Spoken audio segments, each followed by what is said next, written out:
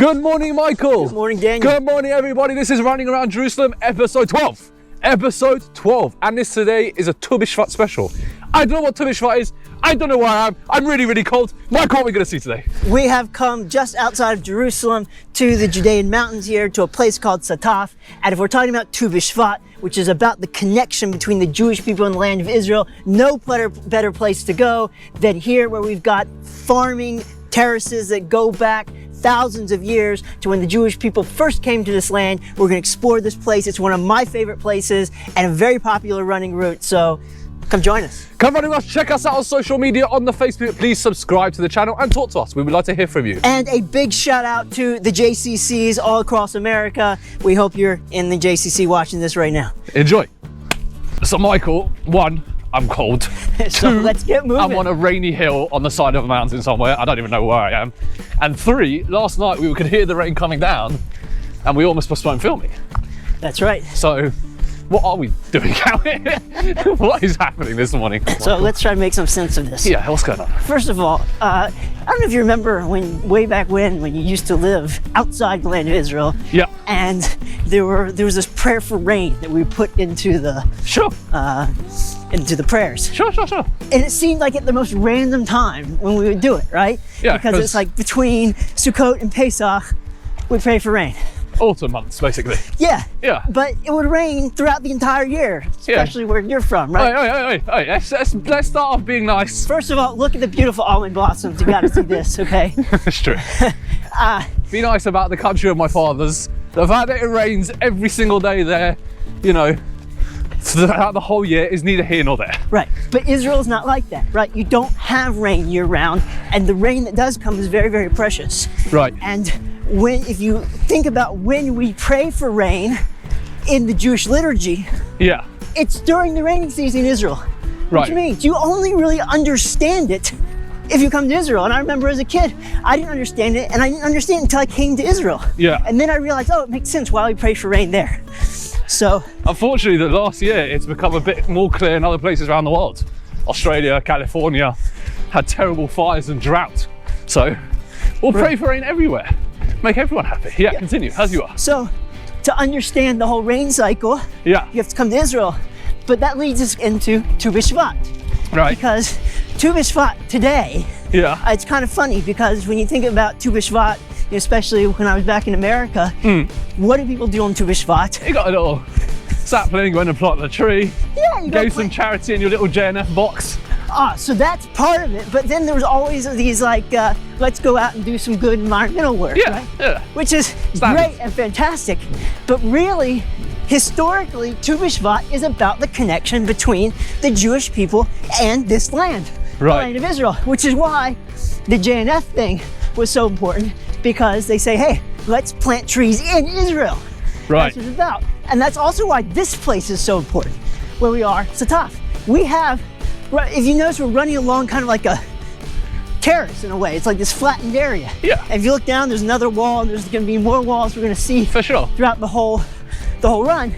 Well, these agricultural terraces go back for over 3,000 years. So let's pause right there for a second. Let's give people some idea. So to my left is Ain Kerem, right, which is run number 3. And further past that, it's a bit hard to see because the gloom and the fog this morning, is Jerusalem. So we're like 20 minutes outside Jerusalem, in part of Jerusalem forest. Although you can, it's 20 minutes driving, but the truth is you could also run out here. I did this yesterday. Yeah. You can run out here, I run out here. I ran out here in the dark one time through the valley. It was fabulous. So, but this area has been populated, as you said, for quite some time, yes? Yes. How long are we talking? Over 3,000 years. We know that there were the Canaanites here before the Right. Israelite conquest Right. of this land. I see. And they were farming this place. And then the Israelites take it over and they continue to farm it. Michael, what are these kind of steps that I can see in front of me? These are the terraces we were talking about. So explain, you know, I'm a city boy. We've established, I don't know about farming. If you want to farm on the side of a mountain, okay, Right. you can't just farm on the side of a mountain. You need some flat spaces to do it for a number of reasons. To collect the water, to make sure that you collect the soil, to be able to walk without falling and killing yourself. Uh-huh. Okay, So you carve these steps, which are called terraces. Right. And the interesting thing that I want to point out here, though, is that terraces, in order to maintain them, they need a lot of constant work. Meaning, if we talked about this place being farmed 3,000 years ago, and it was never farmed after that, you would not see these terraces. Right, okay. It would fall to pieces, okay? But the fact that you see them here today means that people are still farming this. And these terraces on this mountain have been farmed for over 3,000 years continuously. Consistently, throughout time? Yes. So they're maintained until today? Yeah, you got it. That's amazing. I actually got to work on preserving some of these terraces once. Oh, go on then. What's this story? I don't know this one. There is inside this nature reserve, okay, a goat farm. Right. And the guy makes the most amazing goat cheese you will ever taste in your life. And I'd heard about it and wanted to check it out. So tried calling and the phone, no phone, okay? The goat didn't answer the phone, No, the goat did not answer the phone. Right. Did the goat herder. And tried emailing, bounced back. So me and my wife decided, okay, we're just gonna show up there one morning. Right. So we hike into this place because we didn't have a car, and we show up at this goat farm at like 8 o'clock in the morning. The guy comes out, he's like, what do you want? What are you doing? Who are you? What's going on here? So we were like, oh, well, we came here, we heard about the place, we wanted to eat some cheese and maybe help you out for the day. Right. And he's like, did you come here to consult? We're like, no, we just wanted to come and, have a fun day. He's like, are you Palestinians? We're like, no, we're, Jews from Jerusalem. We came here to help you out. Right. And to eat some cheese. Right. And careful with the fence, guys. Good, all right, let's go. So then he gives us his look. He's like, oh, okay. Well, come on, you want to eat some breakfast with us? It's hilarious. And so we go in and we have this amazing cheese and avocados and the whole spread of Israeli breakfast. Amazing. And we spent the whole day collecting stones and helping him preserve some of the terraces that he does. That's amazing. That's a great story. So much more interesting than what you usually tell me about the Bible when everyone's dead and murdering their children. I much prefer these kind of stories, I'll tell you the truth there. So I have to say I really am in a spot which, one, is very synonymous with runners, especially around Jerusalem. Yes. Not too much of a pun on our name there, but yeah. Like every run in Jerusalem has run these routes around here a number of times. There is an 8K loop going around the mountain that is very popular, especially coming here on Friday morning. There's tons of people. Tons of people. Those who like mountain biking as well. Very popular trails all around here.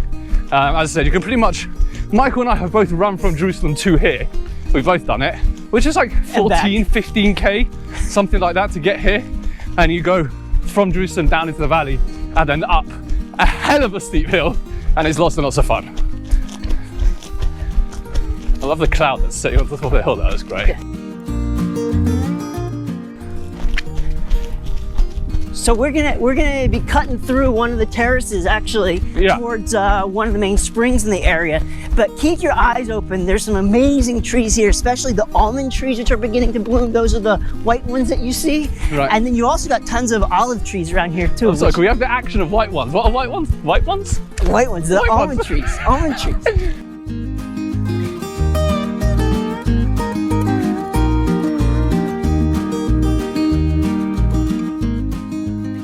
This is what Tu B'Shvat is all about, okay? Okay. It's all about the connection to the land and the trees and the produce that we have here in the lands. In fact, the only really mention of the holiday, when you go back to the Jewish text, it's called the New Year of Trees, basically because it's like, okay, when do the trees start blossoming and producing fruit, and from what day do you start like the yearly count for taking the tithes and stuff like that.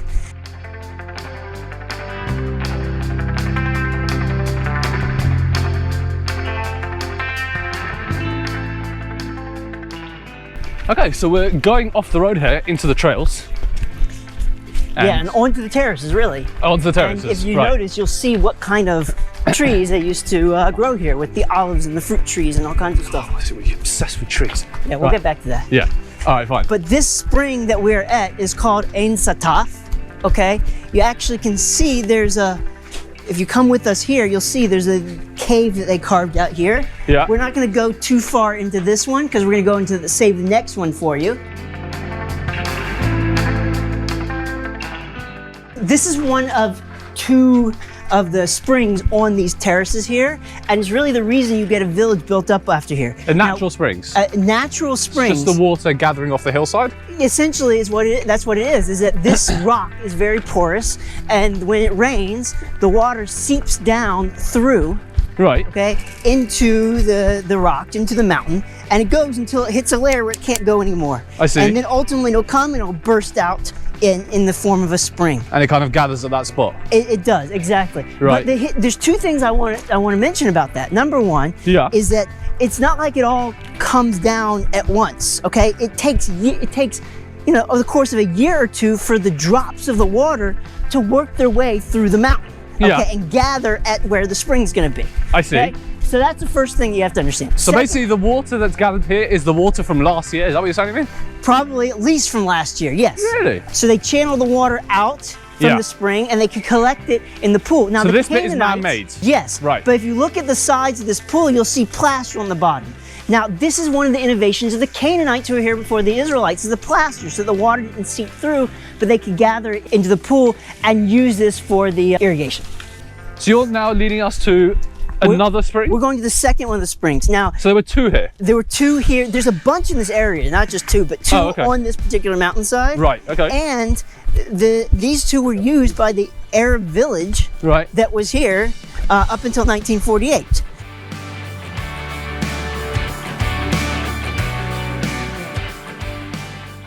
So these were used as an Arab village until 1948, and kind of the same story as Lifter then, as we had in the last one? Exactly. Now, we're talking about people still farming this. Take a look down to the right here. Oh my goodness. Take a look down to the right. It's amazing. I got lettuce.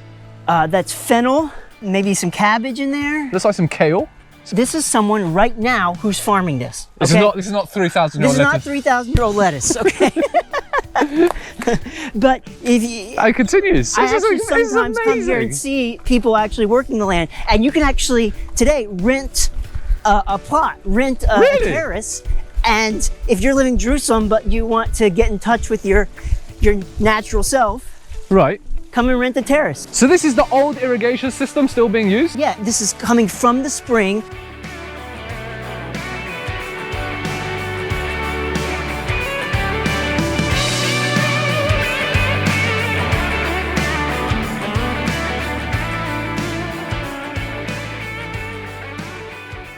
Now, here's the amazing thing. When we talked about the Canaanites and the plaster, okay? In the Canaanite times, what were they farming on the terraces here? Yeah. One, trees that didn't really need irrigation. So like olive trees or figs or things like that. Number two, what they farmed is right around the spring, they could have more substantial farming. Right. But what the Israelites figured out is that if they dig into the mountains, okay, and not just let the spring come to them, but they want to go to the spring. Guys, you just have to check out this field. I know we're stopping a lot today, but you just have to see, it's unbelievable. The level of agriculture here is just incredible. Go on, sorry. Go down. Careful on the steps, guys. Yeah. So if they carve into the mountain, okay, then what they can do is they can actually collect the water as it's dripping down through the mountain before it gets to that bottom level where the spring starts. You're right. And then they can have a bigger source of water that they can use to irrigate year round. We are talking about an No, Michael. No. There will be no entrance for you. We are talking about an agricultural revolution the Israelites did. Hence, I call it ancient drip irrigation. Ancient drip irrigation. And so this is the same system where natural spring is inside. The natural spring actually would be breaking out of the mountain. The tunnel that they carved in here, okay, is what the system that I was just telling you in order to go and capture the water before it actually hits where the spring comes out. Oh, I'm sorry, Michael, we didn't get to go in. So this type of spring is actually referred to in the Bible. It's actually in the Song of Songs. It's called a closed up spring. Right. And again, it's what I'm telling you, it's ancient drip irrigation where the Israelites, they dug into the mountain, they collected the water as it's dripping through and used that in order to be able to irrigate year round.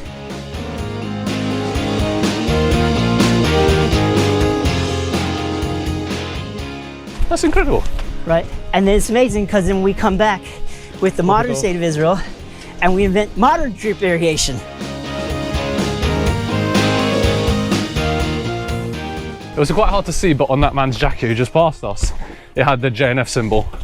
And he's out here maintaining and working on this incredible open area.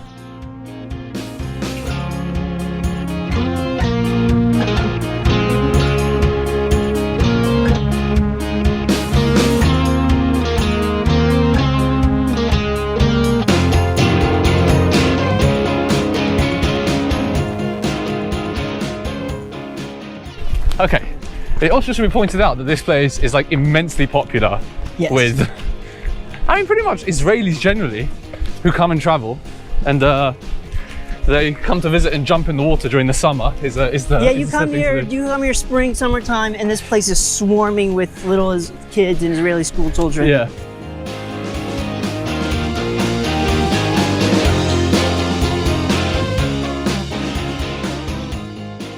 Look at these magnificent olive trees, by the way. Oh my God. I'm going back to these olive trees. You and your olive trees. Obsessed with trees. What is your obsession with trees? If you have a thick trunk like this, it usually means this is a pretty ancient olive tree. How ancient are we talking, Michael? Well, they only get to about 700, 800 years old. Only. This one is not that old, but it's still pretty old. Right. Is this uphill going to end anytime soon? Yeah, we'll get back to the end.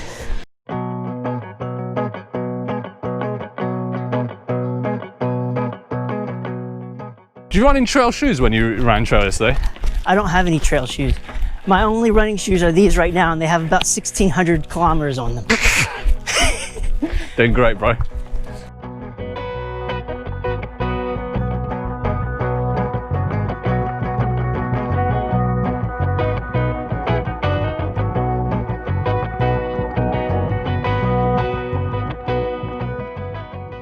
This is such an amazing time of the year to come here because you start to see the beginnings of the flowers and the trees blossoming.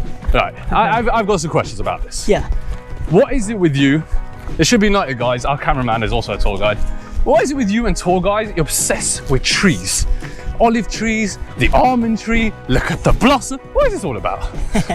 Because if you look at what's blossoming when, you understand this land and the way it works. Go on, explain. The cycle behind it. Sure. And I like to think of it this way. You know, Tu B'Shvat, right? What's it all about? There Tu we go. B'Shvat is all about the Jewish connection to the land of Israel. Now, it used to be that we were an agricultural society. Sure. So everyone was kind of in tune to these things. And really the whole purpose of Tu B'Shvat, which they called the New Year's of Trees, has to do with, okay, when do things start giving fruit again for us to count for the year for giving tithes.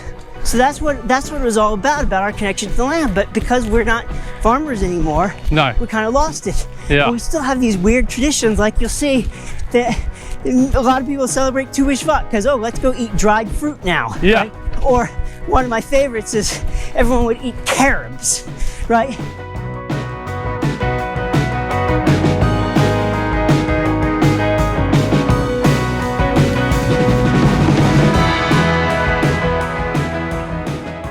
Why Carobs? I never understood Carobs. They don't taste good. To be fair, there are people that like Carobs. I will respect them for liking their Okay, Carobs. okay. Also, they're wrong and they taste bad.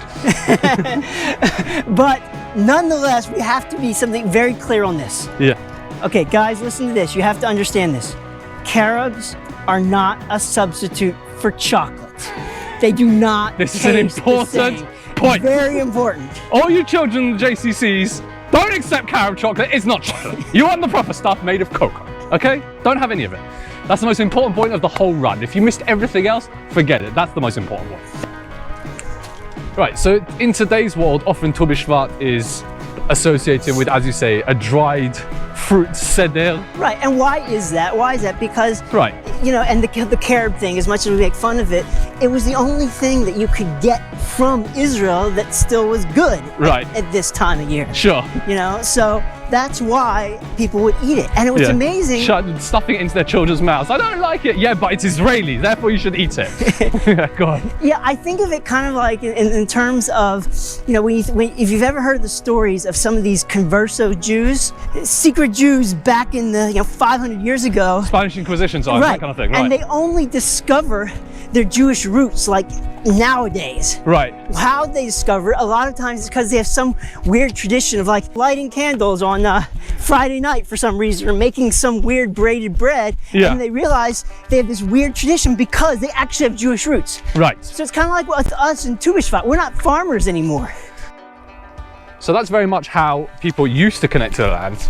And how when we were children, when we were taught to connect to Tu B'Shvat. But today, you and I kind of connect to land in a slightly different way, which is basically what we're doing now, is running on it. And being part of it and standing on it and feeling it and touching it and enjoying it and watching what it has to see and offer. And that's how we connect to it, really. Yeah, I 100% agree.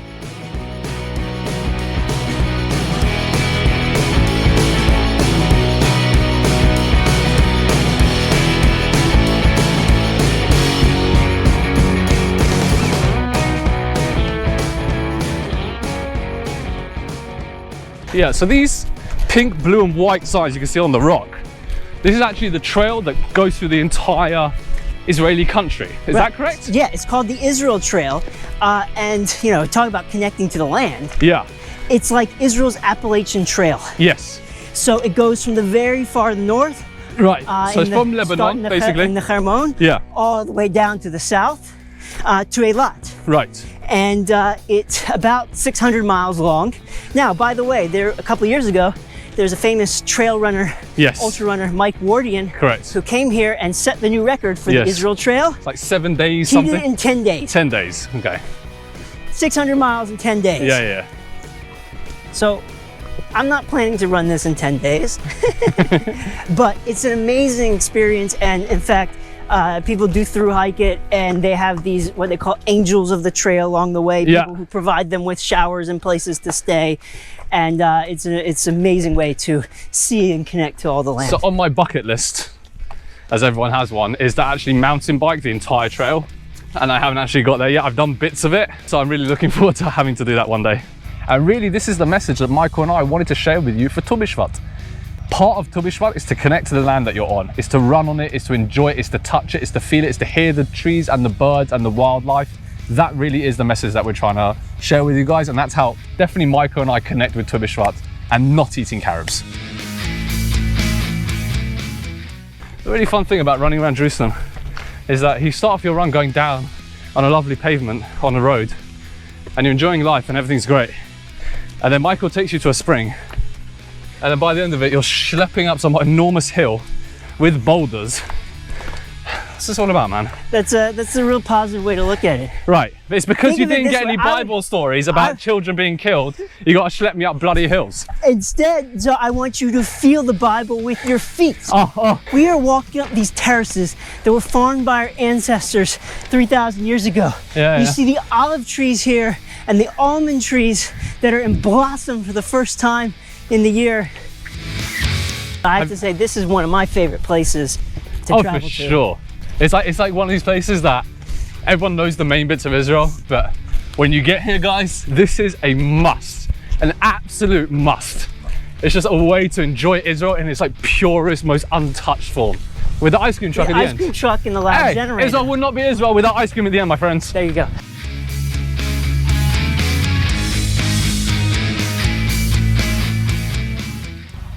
All right, Michael, we're at the end of a 3.5K run, out in the trails, as you and I both love to be. It's really, really fabulous to be out here with you guys as well. And really, this is what, guys, we're trying to tell you and trying to share with you. The whole message of Tu B'Shvat is to be out in the ground, on the ground that we love, running on the tarmac, running on the trails, and just enjoying being outside with the trees and the birds and the outdoors and your running buddy. Run where you are, and when you come to Israel, come and run with us and chat with us. Subscribe to the channel, subscribe to Facebook. Michael, this has been amazing. I loved all the bits and pieces you're showing me today. And we hope that when you guys come here to Israel, you'll come running with us and you'll connect to this land as well. And Absolutely, It's absolutely. great. And we'll see you next time. See you next time, running around Jerusalem. Have a good one.